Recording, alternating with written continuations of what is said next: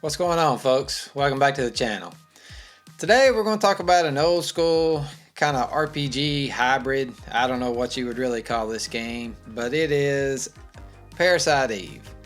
This is a game that I absolutely adore, and of course this is an old PlayStation 1 game when Squaresoft was at the height of creating these masterpieces that they did. Anyway, this game is one that a lot of people love, but the price really has stayed relatively low on the game for some reason. It just seems like it would have been one of them games that the price would have really went crazy on over the years, but it has remained relatively affordable. It's well under the $100 mark. Why, I don't know, because I would pay God knows how much for this game. I love it so much. But anyway, me gushing about it enough. I've got the game. I even went as far as to get the walkthrough on it. I dig this thing. You don't really need this to play the game. It's just nice for little tips and tricks here and there stuff, you know. So anyway, I picked it up. Anyway, this game, you are a cop, a female cop at that. Aya Bree, I think is her name. And it's all about the midichlorians or whatever in your bloodstream. They're going nuts, all this. People are melting. A lady named Eve is taking over. She can control them in people, and you become one. As you melt, you turn into a goo, and you all come together, and you're gonna take over New York. Something like that. It's one of them things that, as you read it, it is hard to explain what it's about. All I can tell you is it is an awesome, fun game with some of the best FMVs of any game from the era. The combat system on it is probably one of the most shining things about the game. I love the combat in the sense of I'm a real-time strategy guy, I'm a turn-based guy is what I am. This game isn't turn-based, it's real-time, and you have a bubble that comes over you that's the grid, and that is the range of your weapon in which you can fire it. So if you try to shoot anything that's outside that dome, you won't hit it. Now, of course, if you have a pistol, it's got a shorter dome. If you got a rifle, the dome is bigger for its range that it can reach out and hit an enemy.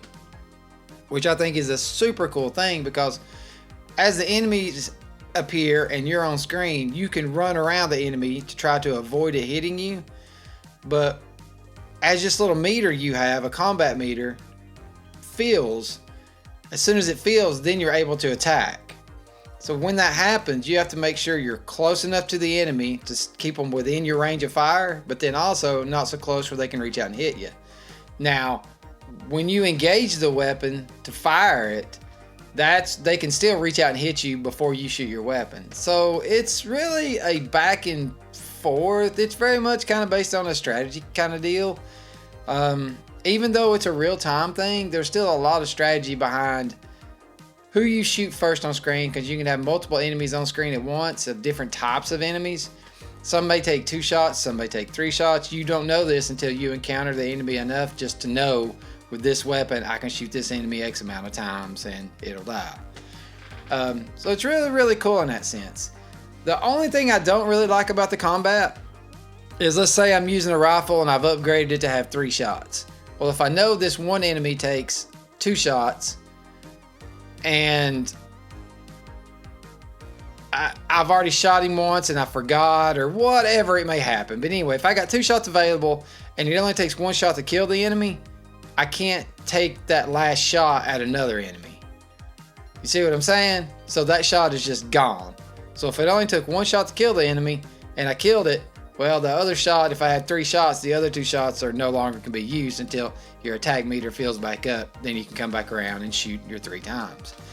It'll kind of mess with you a little bit when you're doing that, but it's not detrimental to the gameplay or anything. It's just a little tricky and aggravating thing you go through.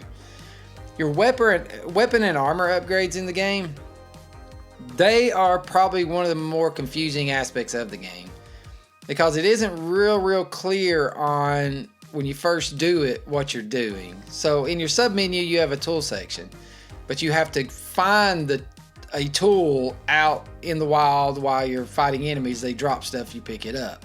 Well, you pick up a tool. When you pick up a tool, you can upgrade your weapon with that tool. Now, you can upgrade your weapon with the tool, and you can upgrade your armor with the tool.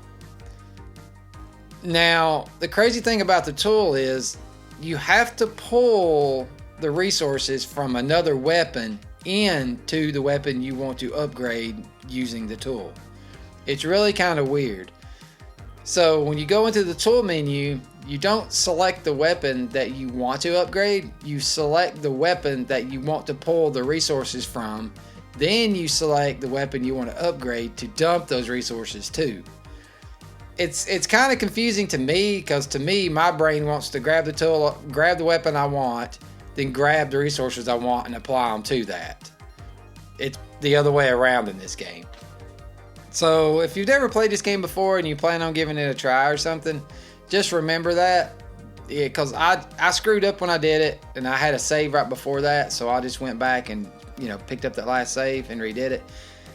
And that's one great thing about this game also, is the saves. They are a lot and they're everywhere. So it's not like a Resident Evil style game where you have to backtrack 10 miles, all this jive to do a save, ink ribbons, all that junk. You don't have none of that kind of stuff. It's a telephone. You pick up the phone, you save it, that's that. One great thing about this game, throughout the pistols and the rifles, of course, shotgun, I don't know if it really works or not, because all I use is rifles in this game. The ammo is the same. You know how in most games you have to pick up the ammo for the rifle, you have to pick up ammo for a handgun and all that jive. In this one, they're the same. So I do love that. And that's really great from an upgrading standpoint, because I can take all the pistols and such I don't want and apply them to make one Mucho Grande gun. And with that, the ammo doesn't matter, because like I say, all the ammo that you have works for both the guns. So that's really killer in that sense. You also get a mod card every now and then where you can go in and mod your gun. They're kind of hard to come across, but you'll go back into the police station and you can mod your weapons and add more capabilities to them as far as ammo shots and your clip, the size, and all that kind of jive. The biggest thing to me that I love about this game, though, besides the gameplay and just the overall sci-fi element of it all, has got to be the FMVs. I mean, the FMVs in this game are great. I mean, the graphics look great on these things, on these FMVs, and they are usually just kind of gross, and they really remind you of like the movie The Thing or something, with all these creatures taking these transformations in it and stuff. They are some of the best on the PlayStation 1 in my opinion. I really, really love them. During this gameplay, I'm going to show you guys several of them, or the video I'm going to be showing while I'm talking, so you really get a gist of what they look like. If there is one game that Square needs to remake, I mean, it's got to be this one. I mean, this one to me is just... it's a masterpiece, and I do not know why in the world, with Capcom doing all the Resident Evil games, I don't know why in the world Square, Enix now, is not talking about that. I mean, because they remade, well, I don't know. Let's see here.